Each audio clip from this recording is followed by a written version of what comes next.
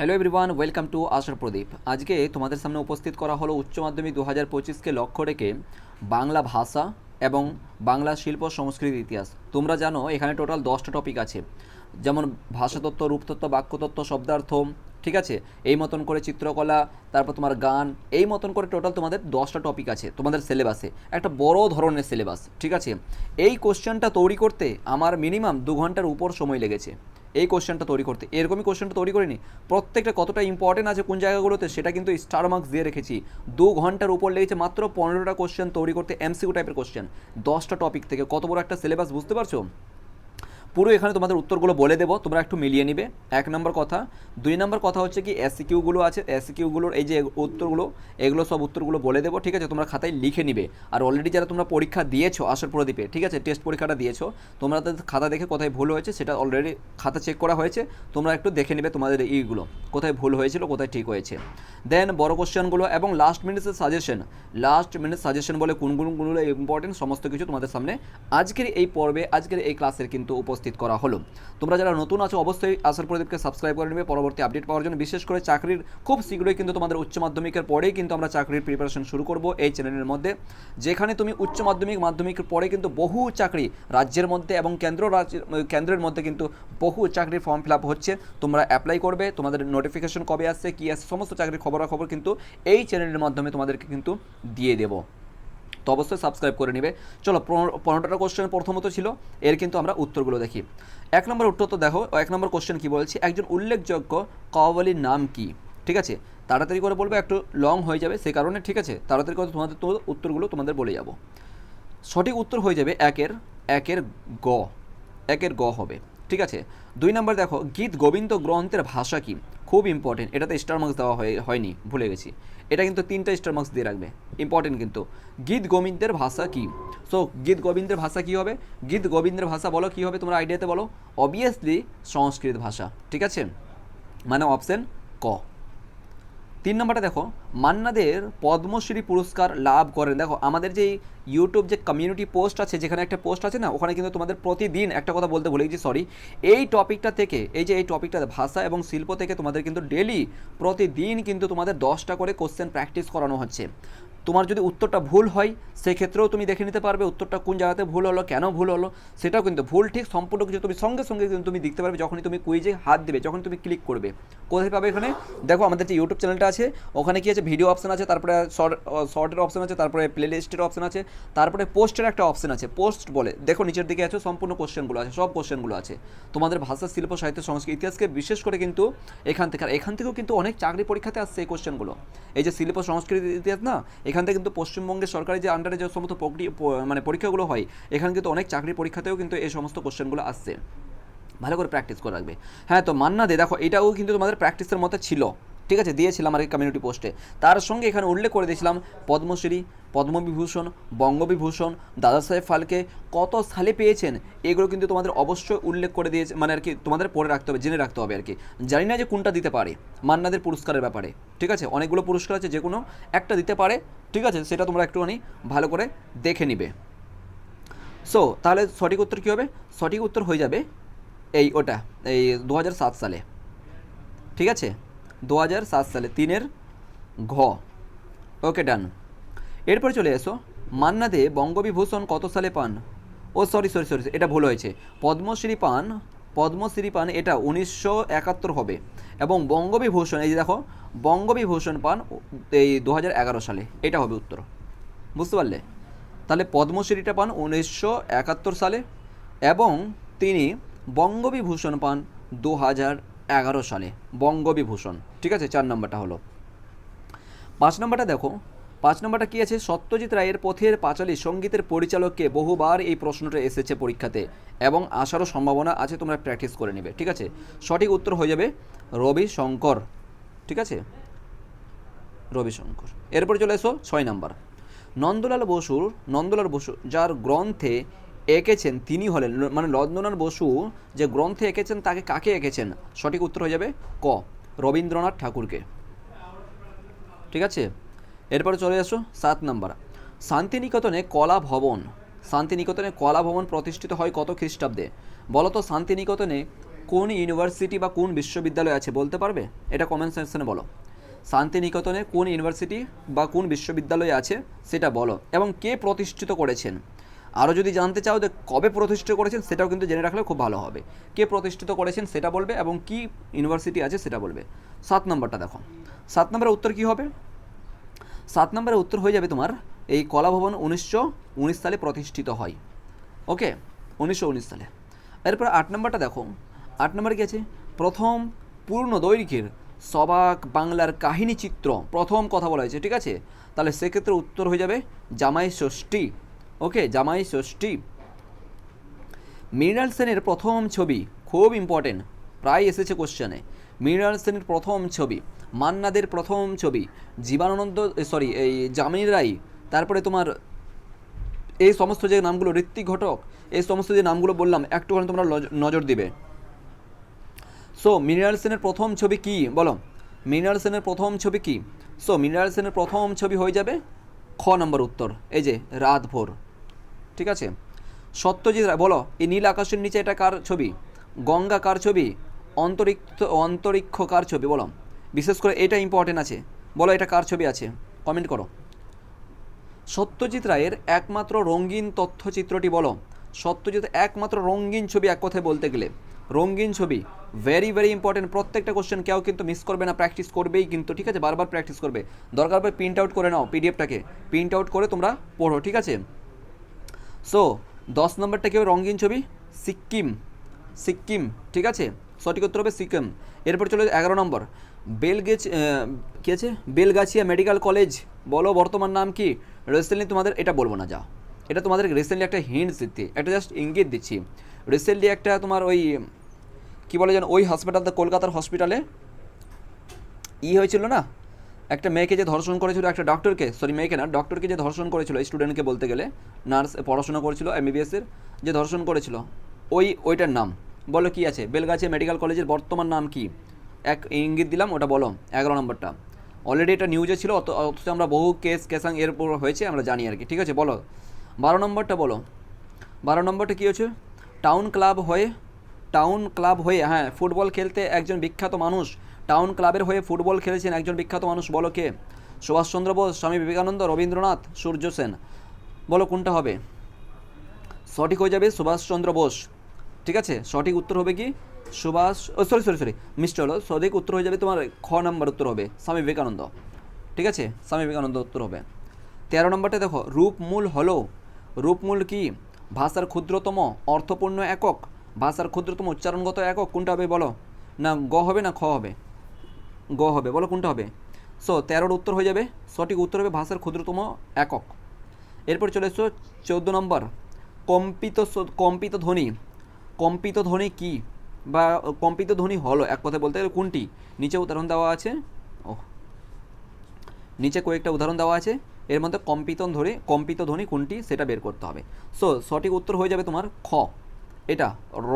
এই দেখো তুমি এরকম করে নিজে জিবার দিয়ে দেখো, বুঝতে পারবে কি এই যে কাঁপছে না, র, এটাকে কম্পিত, কাঁপার, ঠিক আছে? র, এই যে বুঝতে পারছো, তুমি নিজে থেকে অ্যানালাইজ করতে পারবে। এরপর চলে আসো 15 নম্বর, মানুষের বাকযন্ত্রের সাহায্যে উচ্চারিত ধ্বনিকে বলা হয়, বলো মানুষের বাকযন্ত্রের সাহায্যে যে উচ্চারিত ধ্বনিকে কি বলা হয়? সঠিক উত্তর হয়ে যাবে ফোন। ওকে, ডান হয়ে গেছে। এরপরে চলো, এরপরে কী আছে? আমরা চলে আসবো SAQ, ভালো করে মিলিয়ে নাও। প্রথম কী আছে কোশ্চেন? লোক নিরক্তি কাকে বলে উদাহরণ দাও। সো লোক নিরক্তি লিখে নাও তাড়াতাড়ি করে, যারা নতুন আছো এবং যারা পুরনো মানে অলরেডি যারা পরীক্ষা দিয়েছো, তোমাদের খাতাটা দেখে একটুখানি মিলিয়ে নাও, ঠিক আছে? লোক নিরক্তি কাকে বলে উদাহরণ দাও। অপরিচিত শব্দ লেখো তাড়াতাড়ি। অপরিচিত শব্দ লোক মুখে পরিচিত শব্দের সাদৃশ্যে, আবার বলছি দেখো তোমার লেখা একটু আলাদা রকম হইতে বা ভাষাজ্ঞান একই কথা কিন্তু একটু ভাষাজ্ঞান আলাদা আলাদা কিছু হতে পারে, ঠিক আছে? আমি যেমন করে নোট লিখে রেখেছি সেটার কথা বলছি। অপরিচিত শব্দ লোক মুখে পরিচিত শব্দের সাদৃশ্যে ধ্বনি পরিবর্তিত হয়ে নতুন শব্দ তৈরি করলে সেই ধ্বনির পরিবর্তনকে বলা হয় লোক নিরক্তি। ঠিক আছে, আবার বলছি দেখো, অপরিচিত লিখে নাও, অপরিচিত শব্দ লোক মুখে পরিচিত শব্দের সাদৃশ্যে ধ্বনি পরিবর্তিত হয়ে নতুন শব্দ তৈরি করলে সেই ধ্বনি পরিবর্তনকে বলা হয় লোক নিরুক্তি। যেমন কি, যেমন উদাহরণ দাও, যেমন এই যে উদাহরণ দাও একটা, যেমন কি লিখবো, যেমন আর্ম চেয়ার ময়রেপ, ঠিক আছে, আর্ম হয়ে গেল, তারপর চেয়ার, চয়কার 29 তয়কার র, আরাম চেয়ার ইকুয়াল টু, অথবা এট দ্য রেট দিতে পারে, ইকুয়াল টু দিয়ে আরাম কেদারা,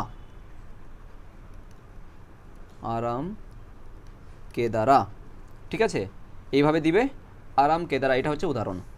সো এরপর চলে এসো উপসর্গ কাকে বলবো? উপসর্গর যে নোট আছে, উপসর্গ যে উত্তর হবে সেটা হচ্ছে কি উপসর্গ হলো এক ধরনের অব্যয় যা শব্দের শুরুতে বসে। উপসর্গ হলো এক ধরনের অব্যয় যা শব্দের শুরুতে বসে পদের মানে পাল্টে দেয়। পদের কি করে? অর্থ পাল্টে দেয়, মানে বলতে পারো অথবা অর্থ বলতে পারো, পদের অর্থ পাল্টে দেয়, সেটাকে আমরা কি বলবো? উপসর্গ বলো। যেমন কি, যেমন উদাহরণ দেখো, আরেকবার বলছি তাহলে, ঠিক আছে, লিখে নাও তাহলে। কী হলো? উপসর্গ হলো এক ধরনের অব্যয় যা শব্দের শুরুতে বসে পদের অর্থ পাল্টে দেয়, দাঁড়িয়ে দিবে এবং তারপর লিখবে, যেমন উদাহরণটা লিখবে, অনাসৃষ্টি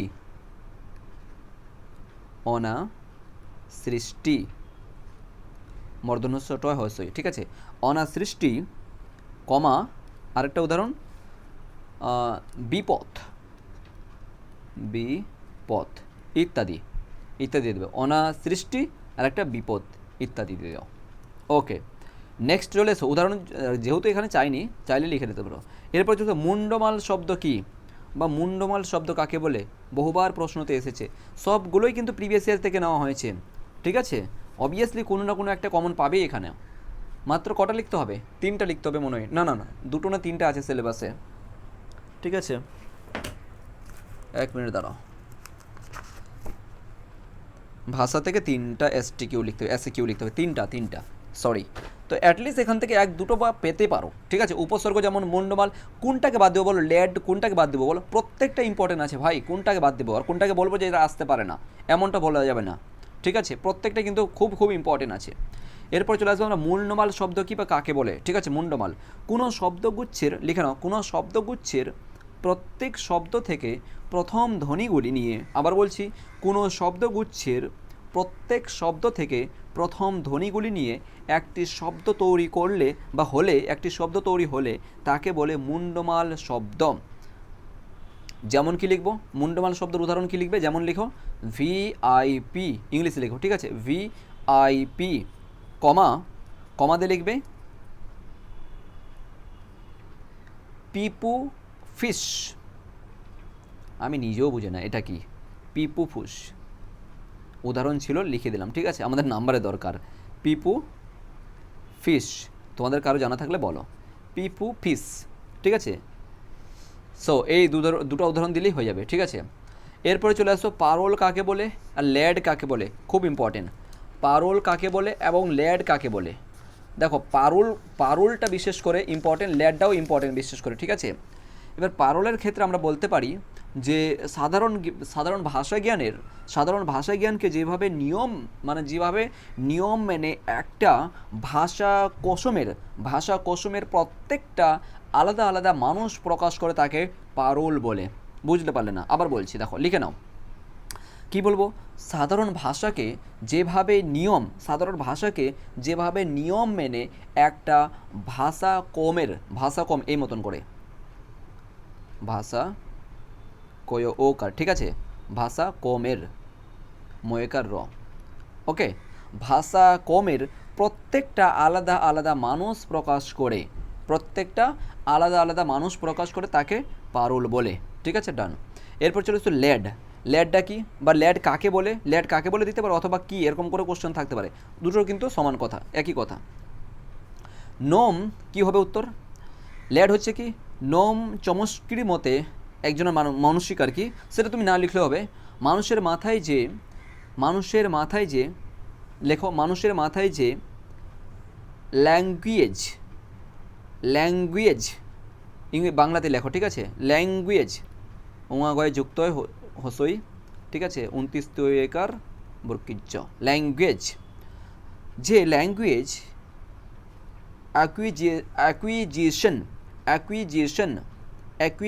অ্যাকুইজিশন এটা তোমাদেরকে আমি ইংলিশে দিয়েছিলাম লিখে, তোমাদের যেটা আছে যেটা ওই কী বলে যেন একটা পিডিএফ আছে দেখবে, দাও কয় হসই কয় হসু হবে, হসই না, ঠিক আছে, কয় হসই তারপর হসই অ্যাকুইজিশন ডিভাইস এটা ডিভাইস ওকে। তার ল্যাঙ্গুয়েজ অ্যাকুইজিশন ডিভাইস থাকে যা মানুষের ভাষা বলার সহজাত ক্ষমতাকে উস্কে দেয়, সেটাকেই সংক্ষেপে ল্যাড বলে বাস। আরেকবার বলছি তাহলে, মানুষের মাথায় যে ল্যাঙ্গুয়েজ অ্যাকুইজিশন ডিভাইস থাকে যা মানুষের ভাষা বলার সহজাতকে পাল্টে দেয় বা উস্কে দেয়, তাকে আমরা ল্যাড বলবো। ডান। এরপরে চলো, তাহলে এটা আমাদের হয়ে গেল উত্তরগুলো। এরপরে চলে আসবো আমাদের কি পরীক্ষার ছিল কোশ্চেন, যে দুটোর মধ্যে যে কোনো একটা, তিনটার মধ্যে যে কোনো একটা করতে হবে, যে কোনো দুটি করতে হবে। ইয়েস, তিনটার মধ্যে দুটো। কি বলেছি, মুন্ডমাল শব্দ ও ক্লিপিংস মোস্ট ইম্পর্টেন্ট। ঠিক আছে, বাংলা চলচ্চিত্রের ইতিহাসে সত্যজিৎ রায়, মুন্ডমাল ওটা ভাষা থেকে আছে, আচ্ছা। সত্যজিৎ রায়ের অবদান খুব ইম্পর্টেন্ট, সত্যজিৎ রায়টা ভালো করে পড়বে, সত্যজিৎ রায়ের অবদান। গানের দ্বারা Hemanta Mukhopadhyay, very very important, ঠিক আছে, হেমন্ত মুখোপাধ্যায়ের অবদান। বাংলা চিত্রকলার ইতিহাসে রামকিঙ্কর বেজ, এটাও ইম্পর্টেন্ট, ঠিক আছে, প্রত্যেকটাই ইম্পর্টেন্ট। আসার প্রদীপে প্রত্যেকটাই ইম্পর্টেন্ট। এই মতন কোশ্চেন দিই না, এই মতন ফ্রেম তৈরি করি না, বা এই মতন মক টেস্ট দিই না, বুঝতে পারলে? কোথাও না কোথাও তো হিন্ট আছে, কোথাও না কোথাও তো ইম্পর্টেন্ট আছে। এবার লাস্ট মিনিট সাজেশনের ক্ষেত্রে এখান থেকে কি দেখতে পারি আমরা? 1 নম্বর মান্না দে, কাজী নজরুল ইসলাম, কাদম্বিনী, বিধানচন্দ্র রায়, জগদীশচন্দ্র বসু। তারপর তোমার পট শিল্পের নোট আছে, ঠিক আছে, মানে পট শুধুমাত্র দিয়েছি শব্দটা, মানে পটের উপর যে নোটটা আছে সেই নোটটার কথা বলছি, ঠিক আছে, পটের উপর। তারপর প্রফুল্লচন্দ্র রায়, মৃণাল সেন, যামিনী রায়, মান্না দে। তারপর কী আছে, রামায়ণ বর্ণিত কাহিনী, এটাও নোট আছে, ঠিক আছে, রামায়ণ বর্ণিত কাহিনী, দাবা খেলার পরিচয়, ঠিক আছে, মানে ছোটো ছোটো করে লিখেছি। সলিল চৌধুরী, রজনীকান্ত। এদের কিন্তু অবশ্যই তোমরা যে কোনো অবস্থায় পড়েই যাবে, মানে আই হোপ তোমরা এখান থেকে দুটো কমন পাবেই তো পাবে বাস। বিশেষ করে এবার কোনটা বলবো যে বিশেষ করে বলো তো, প্রত্যেকটা ইম্পর্টেন্ট এখানে শো করছে, কোনটাকে ছাড়বো, কোনটাকে মানে আর কি ইম্পর্টেন্ট দেবো বেশি, আর কোনটাকে কম দেবো এমনটা নয়, ঠিক আছে, প্রত্যেকটা কিন্তু ভীষণ ইম্পর্টেন্ট। যারা অনলাইনে আছো স্ক্রিনশট করে নিয়ে নাও, ঠিক আছে, আর নেই নিচে। এবার তোমরা যারা এই নোটগুলো নিতে চাও, অবশ্যই কিন্তু তোমরা আশার প্রদীপ কোচিং সেন্টারের সঙ্গে এই যে নাম্বারটা দেওয়া আছে 8100 এই নাম্বারে তোমরা হোয়াটসঅ্যাপ করো। হোয়াটসঅ্যাপ করে তোমাদেরকে মাত্র 35 টাকা পেমেন্ট করতে হবে। 35 টাকা পেমেন্ট করে বাংলার পুরো 80 নাম্বারের পুরো 80 মার্কসের তুমি কিন্তু পুরো কী বলে জানো নোটস পেয়ে যাবে এবং সাজেশনও পেয়ে যাবে, ঠিক আছে। সো এটা মক টেস্ট 7 হলো, এবং আজকে আমাদের 5 নম্বর রাউন্ড চলছে রিভিশনের, 5 নম্বর রাউন্ড চলছে, বুঝতে পেরেছো? 5 বার, 1 মাসের মধ্যে 5 বার, এখনও পরীক্ষা 3 তারিখ, আস্তে আস্তে আরেকবার রিভিশন হবে, বুঝতে পারছো? 6 বার, 1 মাসে 6 বার সিলেবাসকে কমপ্লিট করছি আমরা এক একটা বইকে, বুঝতে পেরেছো? সো বি কেয়ারফুল, পড়তে হবে, এরকমই হয় না, টার্গেট বেসিসে পড়তে হবে। ডেলি টার্গেট আমাদের স্টুডেন্টকে মানে রেডি করে দিই।